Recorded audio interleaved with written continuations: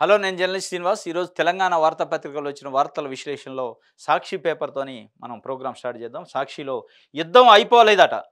తెలంగాణలో 14 ఎంపీ సీట్లు గెలిస్తేనే మనం గెలిచినట్లు కోజ్గి బహిరంగ సభలో సీఎం రేవంత్ వ్యాఖ్య. అసెంబ్లీ ఎన్నికల సమయంలో కాంగ్రెస్పై బీఆర్ఎస్, బీజేపీల కుట్ర. అయినా ప్రజలు అప్రమత్తతో కాంగ్రెస్ను గెలిపించారు. ఉమ్మడి రాష్ట్రం నాటికంటే కేసీఆర్ పాలనలోనే తెలంగాణకు ఎక్కువ నష్టం.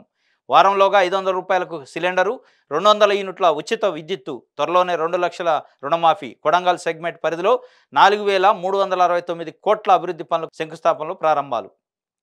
రాష్ట్రం నలుమూలల ఉన్న కాంగ్రెస్ నాయకులు, కార్యకర్తలకు విజ్ఞప్తి చేస్తున్నా, ఇంకా మన యుద్ధం అయిపోలేదు, ఇది విరామం మాత్రమే.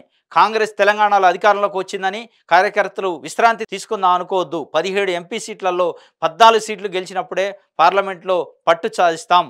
అప్పుడే రాష్ట్రంలో కాంగ్రెస్ యుద్ధం గెలిచినట్లు. అప్పుడే తెలంగాణ కాంగ్రెస్ గొప్పదనం, కొడంగల్కు గౌరవం దక్కుతాయని ముఖ్యమంత్రి యనుమల రేవంత్ రెడ్డి పిలుపునిచ్చారు.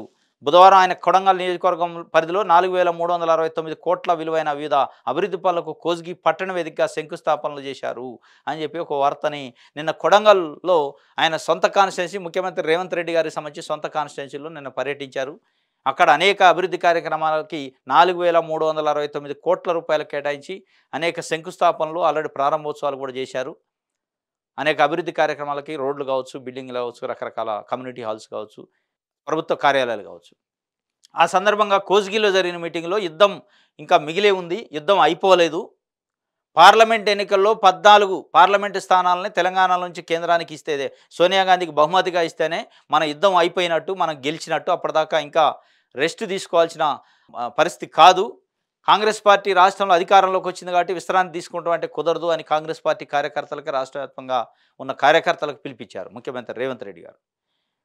గడిచిన ఎన్నికల్లో, అసెంబ్లీ ఎన్నికల సమయంలో కాంగ్రెస్పై బీఆర్ఎస్, బీజేపీ కుట్రబన్ని ఏదో చేయడానికి ప్రయత్నం చేశాయి. కానీ ప్రజలు అప్రమత్తంగా ఉండి గమనించారు, వారి యొక్క కుట్రను గమనించే కాంగ్రెస్ పార్టీకి పట్టం కట్టారు. ఇప్పుడు మనం రాష్ట్రంలో అధికారంలో, కేంద్రంలో అధికారంలోకి తీసుకురావాలంటే 14 ఎంపీ సీట్లని మనం ఢిల్లీకి పంపాలి కాంగ్రెస్ పార్టీ పక్షాన. అప్పుడే మన మాట చెల్లుబాటు అయింది, మనకు విలువ ఉంటుంది అని చెప్పి వారు స్పష్టంగా చెప్పిన పరిస్థితి.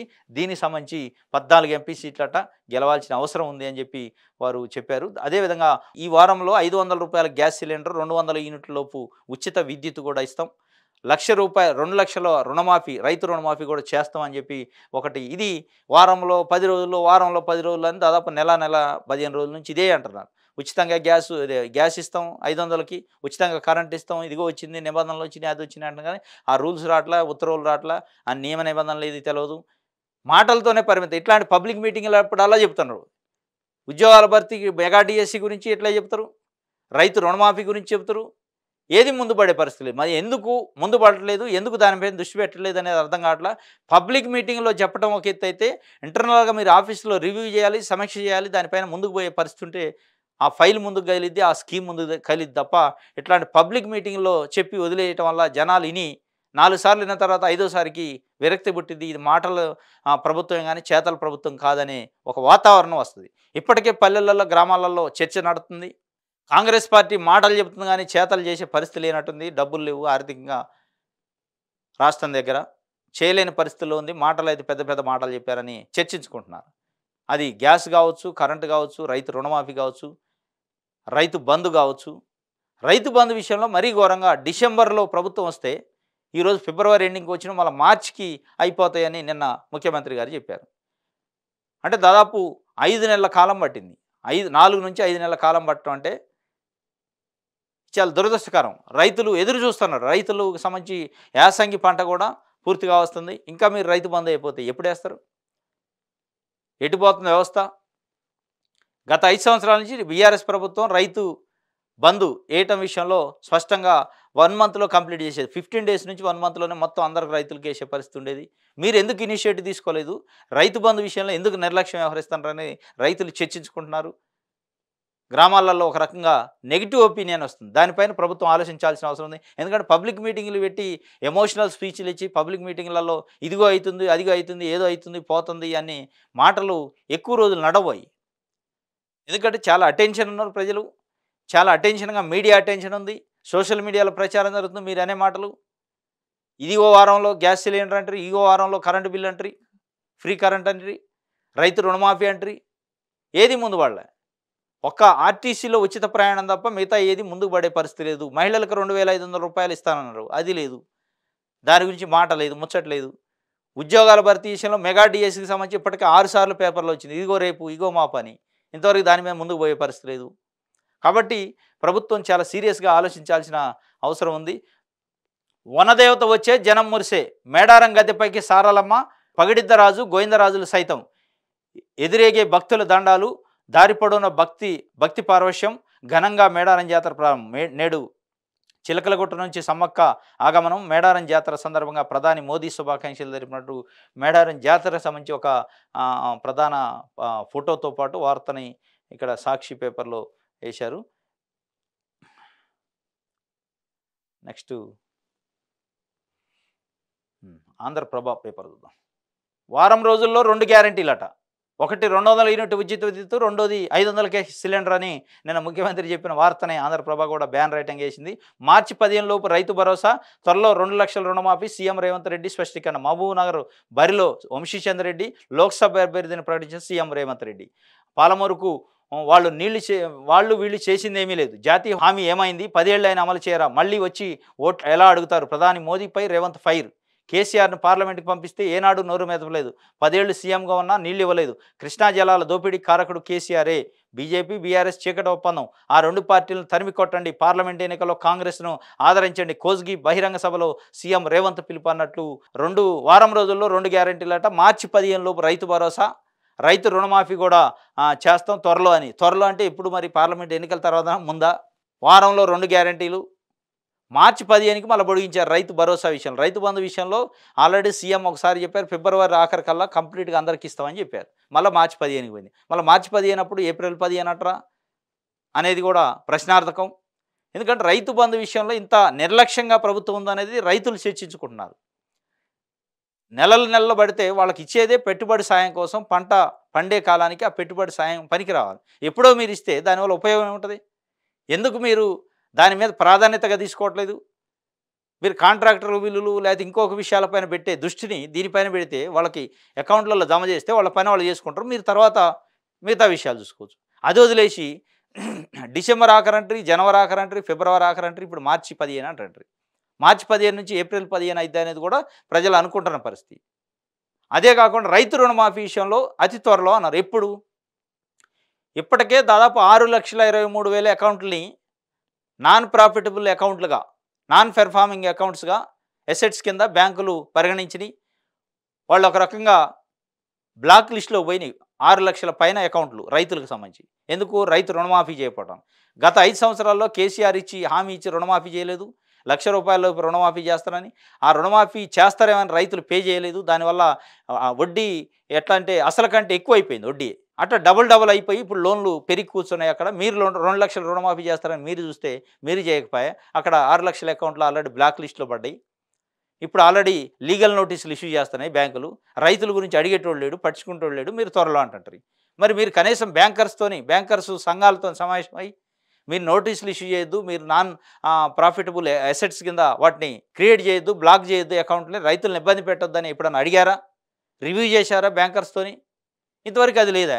వాళ్ళు ఇష్టం వచ్చినట్టు నోటీసులు, లీగల్ నోటీసులు బెదిరించడం, రైతుల్ని ఇబ్బంది పెట్టడం, భయభ్రాంతులకు గురి చేయటం, కేసులు అయితే మీ భూములు పాట పెడతాం, మీ భూముల మీదకి వస్తామని బెదిరిస్తుంటే ప్రభుత్వం వైపు నుంచి రైతు సంక్షేమ ప్రభుత్వం, ఇంధనం ప్రభుత్వం అనుకుంటున్నప్పుడు మీరు ఎందుకు బ్యాంకర్లతో చెప్పట్లేదు? ఎందుకు మీటింగ్ పెట్టట్లేదు?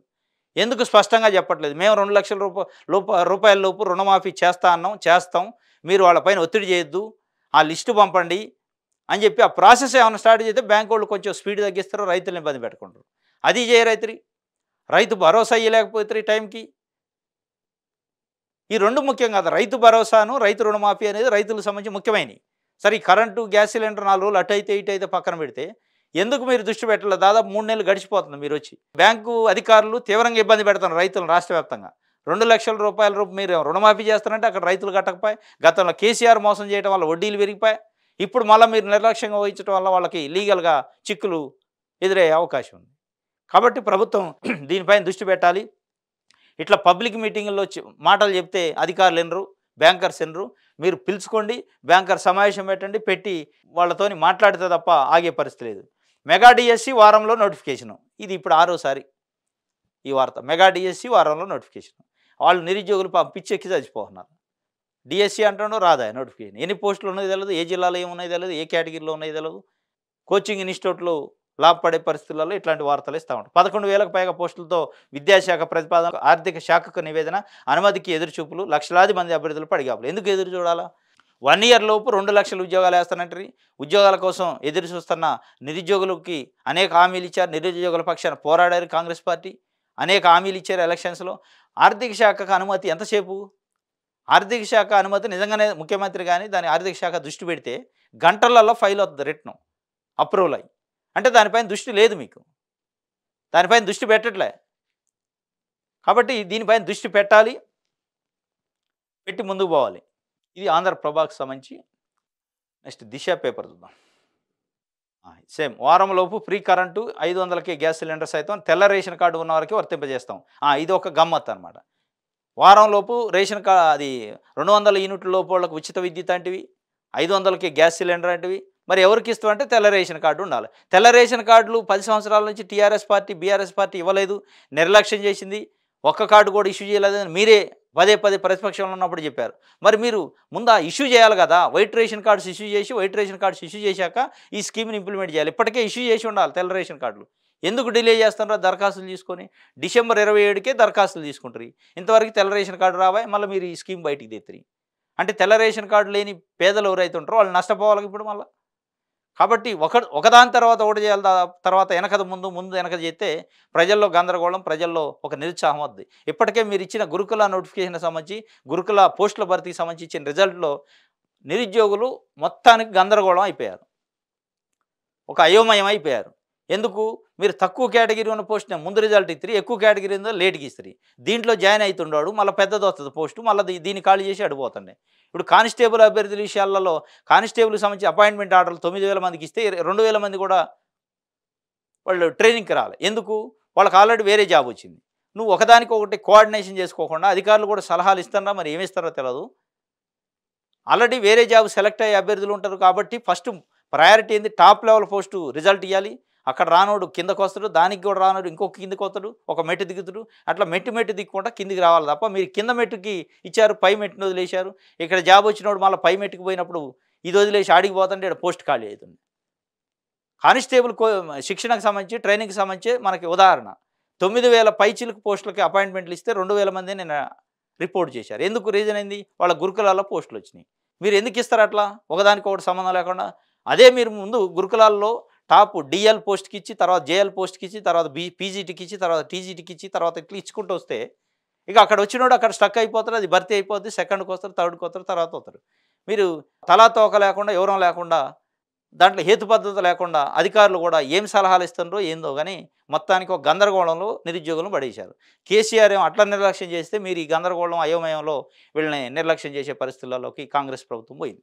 తెల్ల రేషన్ కార్డు ఉన్న వారికి వర్తింపజేసేదట. మరి తెల్ల రేషన్ కార్డు లేనోడు పరిస్థితి ఏందనేది ఇంకవరికి ఆ రేషన్ కార్డులు ఇష్యూ చేయాలి. ఫస్ట్ అసలు ఇత్తనం లేకుండా మొక్క ఎట్టొద్దా? ఇత్తనం వేయకుండా మీరు మొక్కకి నీళ్ళు పోస్తాం, మొక్కను నాటుతాం అనే పరిస్థితికి మీరు వచ్చారు.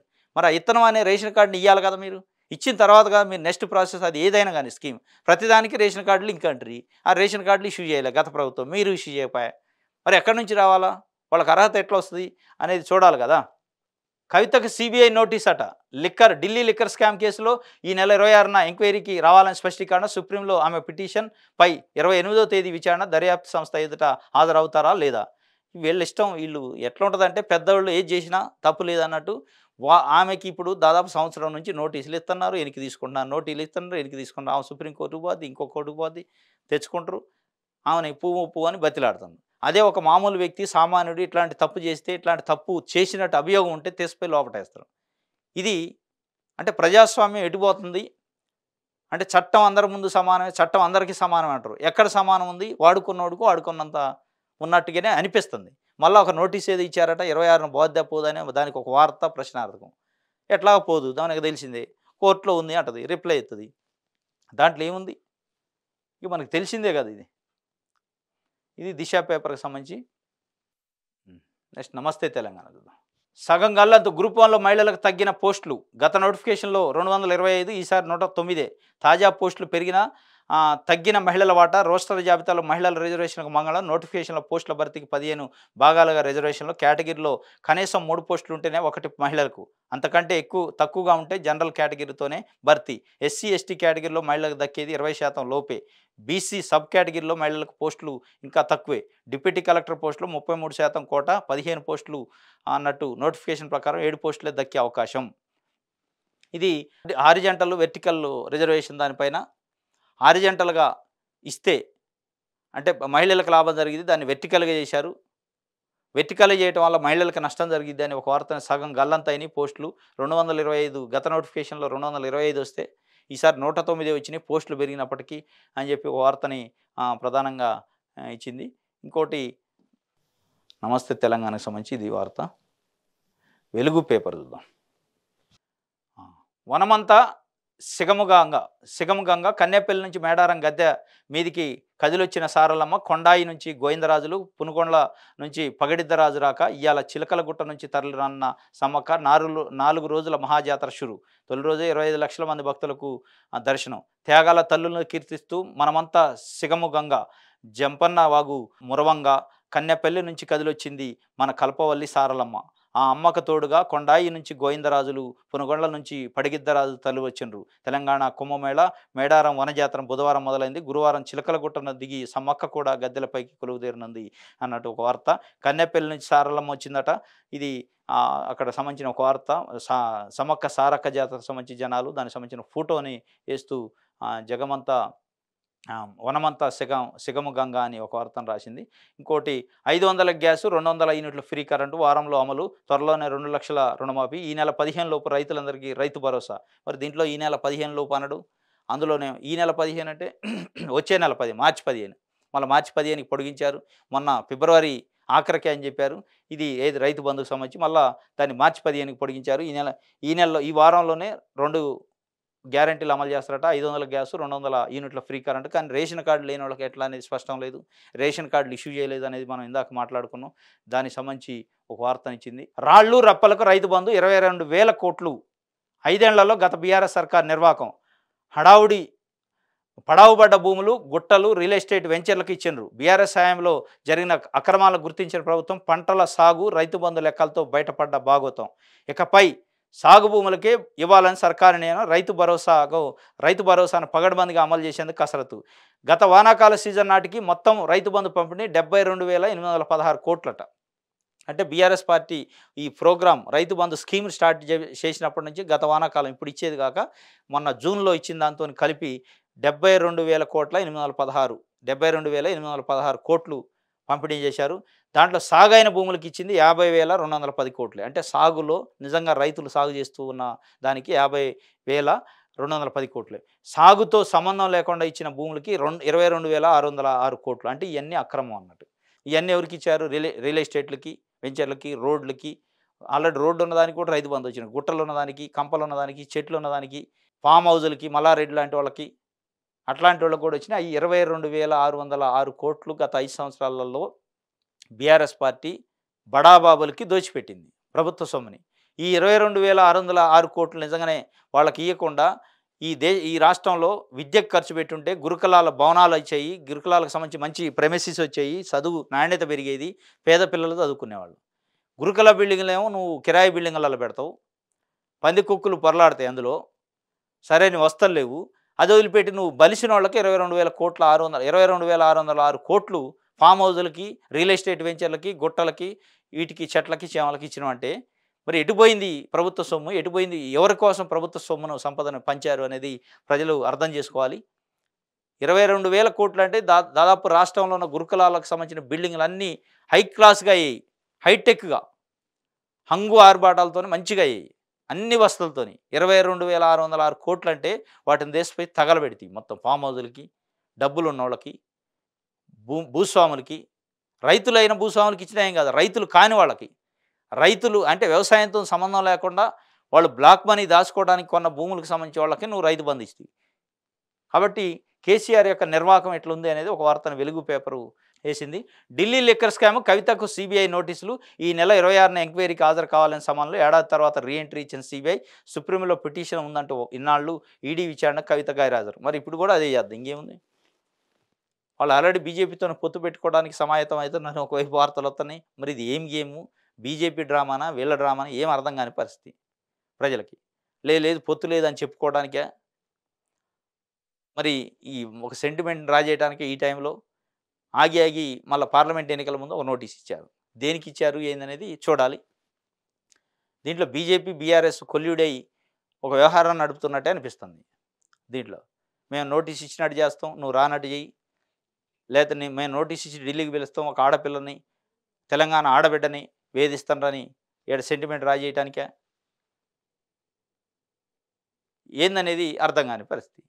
అంటే టీడీపీ బీజేపీ బీఆర్ఎస్ ఒకటే అనే దానికి ప్రజల్లో నమ్మకం పోగొట్టడానికి బీజేపీ చేస్తుందా కేంద్రంలో అనేది చూడాలి.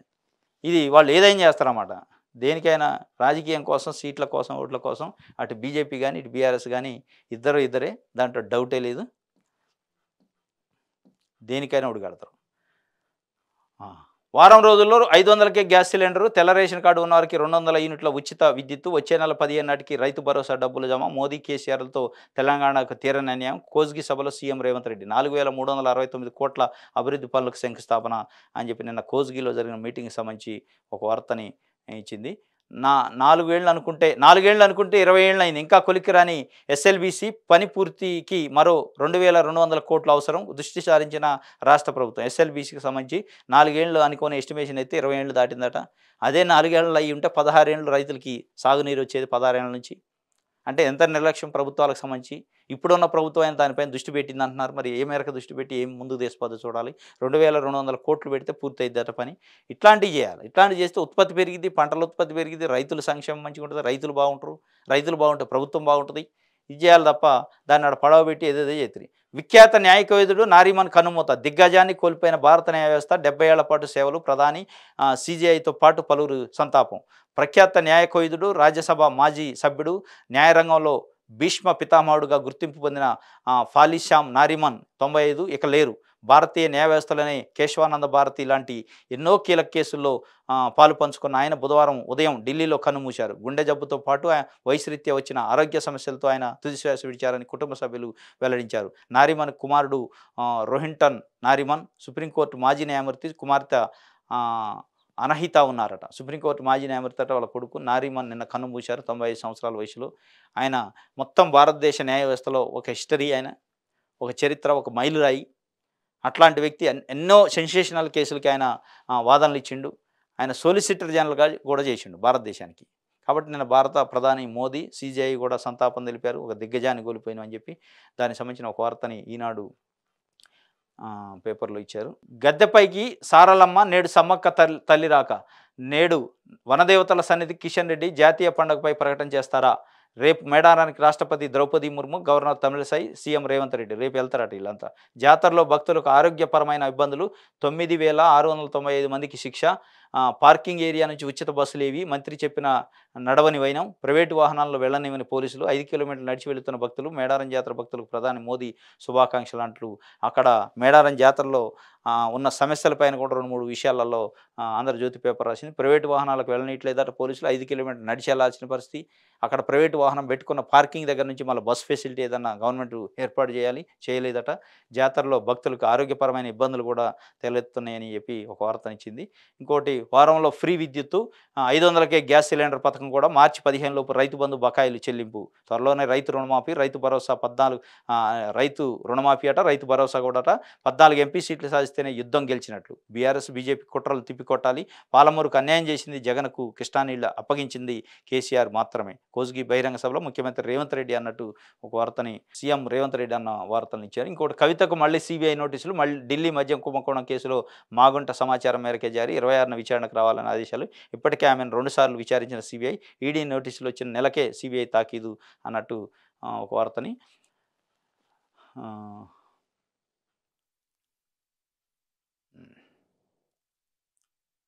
సీన్ రివర్సర్ రాష్ట్రంలో బీఆర్ఎస్ చేజారుతున్న మున్సిపాలిటీలు ఒక్కొక్కటిగా కైవసం చేసుకుంటున్న కాంగ్రెస్ ఇప్పటికే 34 మున్సిపాలిటీలలో అవిశ్వాస తీర్మానాలు, మరో 20 పురపాలికల్లోనూ అవిశ్వాసానికి అవకాశం. క్షేత్రస్థాయిలో కాంగ్రెస్ బలోపేతానికి నేతల సీన్ రివర్స్ అయిందట. గతంలో బీఆర్ఎస్ పార్టీ ఎక్కడ కాంగ్రెస్ పార్టీకి సంబంధించిన మున్సిపల్ చైర్మన్ కానీ సభ్యులుంటే వాళ్ళని జాయిన్ చేసుకునేది, ఇప్పుడు కాంగ్రెస్ అదే చేస్తుంది. అన్ని చోట్ల అవిశ్వాసం పెట్టడం, కాంగ్రెస్ని కైవసం చేసుకుంటుందంటే కాంగ్రెస్ పార్టీ సీన్ రివర్స్ అయిందని ఒక వార్తని ఆంధ్రజ్యోతి పేపర్ ఇచ్చింది. ఆదాబ్ హైదరాబాద్లో సింగరేణిలో 485 పోస్టులకు నోటిఫికేషన్లు వేయండి. సింగరేణి అభివృద్ధి సంక్షేమ కార్యక్రమాలపై ఉప ముఖ్యమంత్రి బట్టి సమీక్ష. ఈ ఏడాది 1000 మందికి సింగరేణిలో కార్మిక నియామకాలు చేపట్టాలి. కొత్తగూడెంలో 10.5 మెగావాట్ల సోలార్ ప్లాంట్ ప్రారంభానికి సిద్ధం చేయండి. థర్మల్ విద్యుత్ కేంద్రాలకు బొగ్గు కొరత లేకుండా చూడాలి. Singareni CMD SN Balram Naik deputy CM Bhatti Vikramarka ఆదేశాలు. ఈ నెల 20 కొత్తగూడెంలో సోలార్ ప్లాంట్ను ప్రారంభించనున్న బట్టి అని సింగరేణి నోటిఫికేషన్లకు సంబంధించి కారుణ్య నియామకాలకు సంబంధించి తొందరగా చర్యలు చేపట్టాలి. 10.5 మెగావాట్ల విద్యుత్ ఉత్పత్తికి కూడా సోలార్ ప్లాంట్ ప్రారంభానికి సిద్ధంగా చేయండి. ఈ నెల 26న కొత్తగూడెంలో ఆ ప్లాంట్ కూడా ప్రారంభోత్సవం చేయనున్నట్టు బట్టి సమీక్షలో చెప్పినట్లు ఒక వార్త. ఇంకోటి ట్రైబల్ మెడికల్ ఇన్వాలిడేషన్ పేరుతో భారీ మోసం అట. టీఎస్ఎస్పీడీసీఎల్లో విచిత్రాలు. అసలు సూత్రధారి అప్పటి సీఎండీ రఘుమారెడ్డి 2 చేతుల సహకరించిన లీగల్ అటాచీ.